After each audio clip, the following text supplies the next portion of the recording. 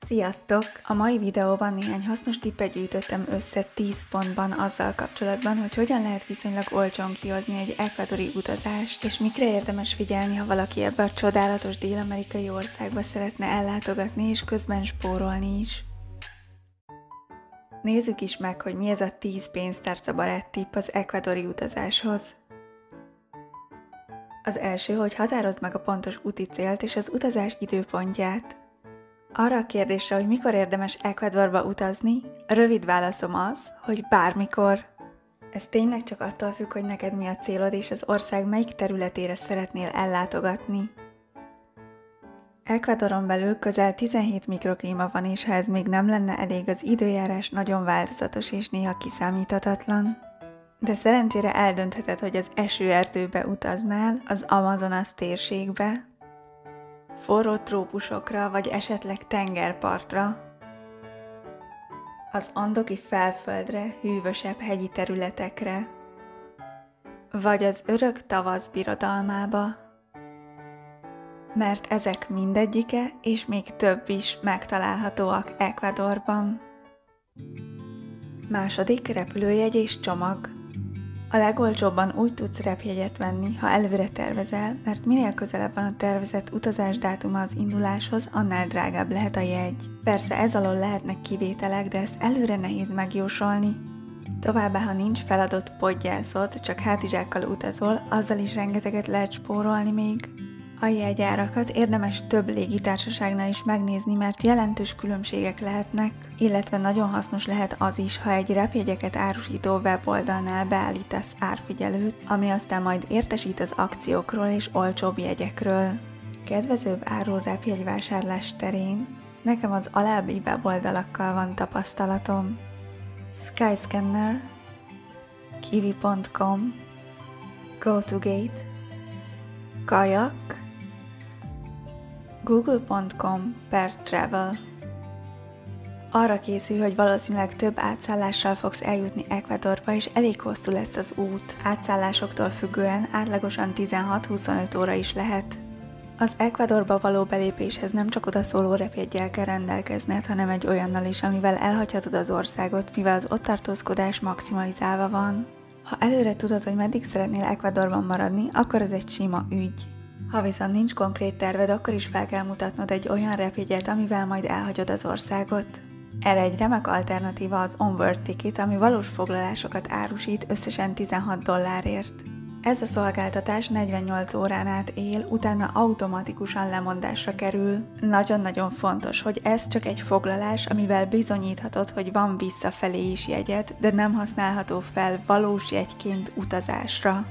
A csomagokkal kapcsolatban pedig mindenkit bíztatok, hogy merje kipróbálni a hátizsákkal való utazást feladott podgyász nélkül. Nagyon megkönnyíti a dolgokat, az ember sokkal mobilisabb, és több 10 000 forintot lehet vele spórolni. Az a ruhamennyiség, ami elég 3-5 napra, az elég egy hétre, és ami elég egy hétre, az elég egy hónapra. Persze megkönnyíti a dolgokat, hogy Ekvadorban nagyon sok helyen van mosoda, illetve a legtöbb szálláson mosógép is. És hogy mennyibe kerül egy retur repjegy? A legolcsóbb átlagosan egy oda-vissza útra 300-400 000 forint között van. Tudom, ez most soknak hangzik, de ha belegondolsz, végül is mégiscsak a világ közepére utazol, amennyiben Ekvadorba készülsz.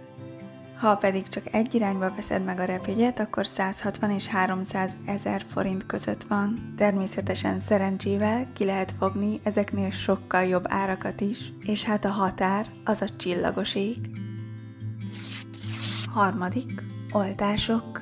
Nincs kötelező oltás az országba való belépéshez, csak ajánlottak vannak, ha bizonyos területekre utazik az ember, mint például sárgaláz elleni védőoltás az Amazonas térségben. Mindenkinek a saját belátására van bízva, hogy bármivel kapcsolatban beoltatja el magát, vagy sem. Negyedik, gyógyszerek. Amikor az ekvadori utazásomra készültem, sokkal elmaradottabbnak és veszélyesebbnek hittem az országot, mint amilyen valójában. Így konkrétan egy kisebb gyógyszeres és gyógynövényes patikával a bőröndömben érkeztem. Ez a túlkészülés, így utólag visszatekintve már egy picit vicces. Ekvador konkrétan teli van gyógyszertárakkal, amikben elég sok minden beszerezhető, az embernek szüksége lenne rá. és elég sok helyen vannak gyógynövényárusok is, ha valaki inkább a természetes megoldások híve.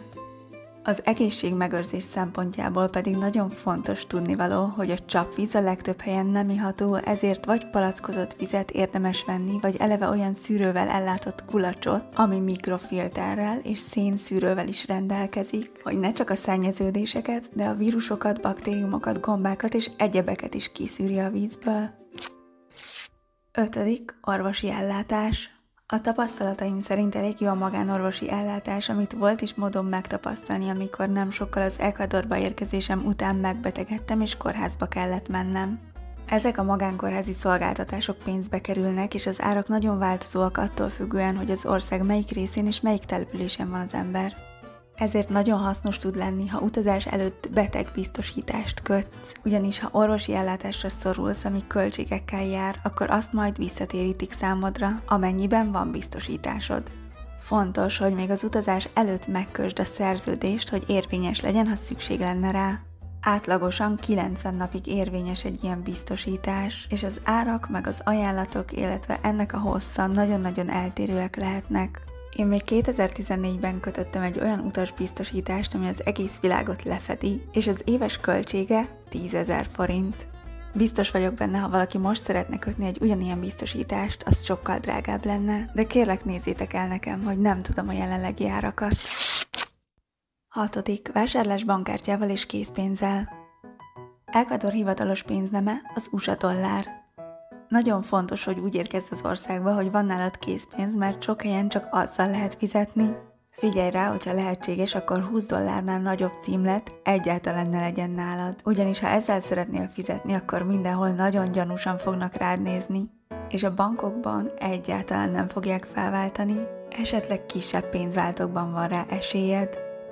Jó, ha van nálad egy Mastercard és egy Visa kártya is, mert nem tudhatod, hogy melyiket hol tudod majd használni. Illetve ha az egyik elveszne, vagy ne adj Isten ellopnák, akkor nagyon szerencsés, hogyha van egy másik kártyád is.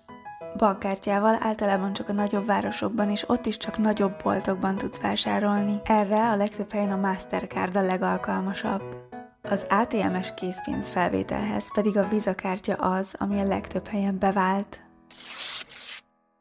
7. Telefon és internet. Ha Ecuadorba utazol, elég nagy a valószínűsége, hogy nem fogod tudni használni az otthoni internetedet és a számodat sem. Sőt, bizonyos weboldalakra is csak VPN-en keresztül tudsz majd belépni. Ecuadorban nagyon sok helyen kisbódékban és minden boltban, ahol ki van matricázva a telefontársaság neve, tudsz SIM-kártyát venni. A 2 legnagyobb lefedettséggel rendelkező szolgáltató a Claro és a Movistar.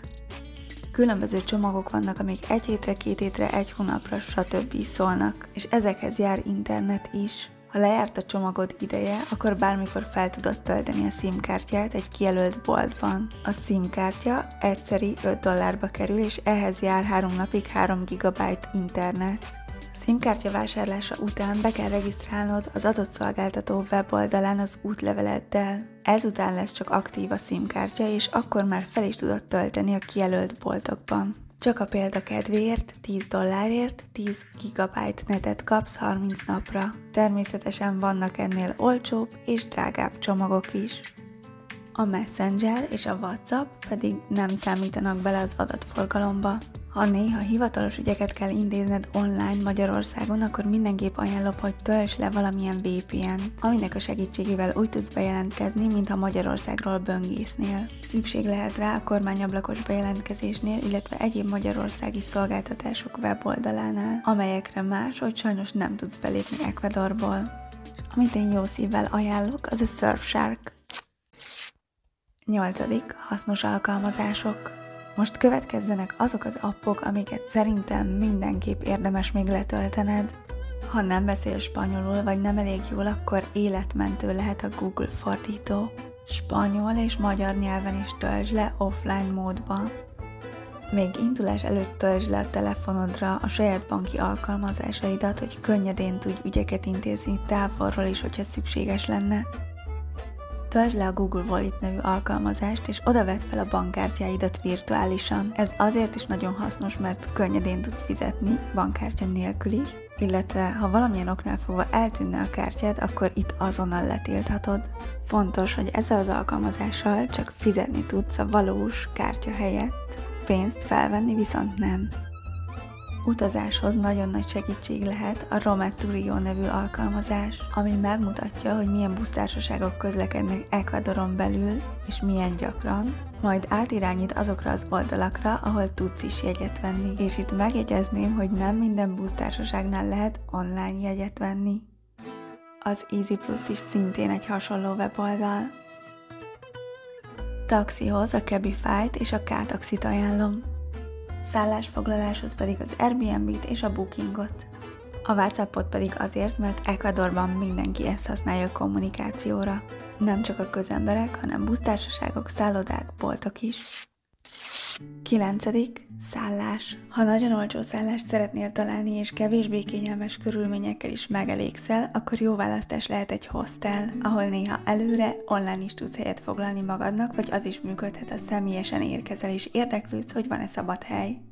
Szintén egy pénztárcabarát opció lehet a szállásért és vagy ellátásért cserébe végzett önkéntes munka valamilyen közösségben, vagy akár a tengerparton egy hostelben. Ha szeretsz barátkozni vagy ismerkedni, akkor egy nagyon jó alternatíva még a Couchsurfing alkalmazás, aminek segítségével helyi embereknél szállhatsz meg ingyen, például a nappaliukban vagy bárhol, ahol van hely, és közben megismerhetitek egymás kultúráját. Vagy még egy nagyon jó opció, ha többen utaztok együtt és közösen béreltek szállást. Csak a példa kedvéért, mi Quítóban, ami Ecuador fővárosa, 2800 forint per fő per éj áron béreltünk egy nagyon jó, többszobás lakást. Ami az ecuadori tartózkodást illeti, egy éven belül 3 hónapig vízum nélkül lehet az országban lenni, és utána $150 még 3 hónapot lehet hosszabbítani. 10. Étkezés. A legolcsóbb és legfinomabb élelmiszereket a piacon lehet vásárolni. Hogy nagyjából mivel is lehet számolni? Egy nagy fürt banán $1, 2 papaja $1, 3 avokádó $1, és még sorolhatnám. A piacokon minden élelmiszer sokkal olcsóbb, mint a boltokban.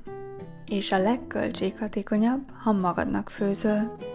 De ha kipróbálnál éttermeket és helyi fogásokat, akkor árban nagyon széles a skála. Egy adag étel ára $1,5 egészen $10 is terjedhet, attól függően, hogy hol és mit eszel. Bízom benne, hogy hasznosnak találtátok ezt az összefoglalót. Ha van olyan tippetek, amivel szívesen kiegészítenétek, akkor írjátok meg kommentben. Köszönöm, hogy ma is velem tartottatok, legyenek csodaszép, örömteli napjaitok, és találkozunk hétfőn. Sziasztok!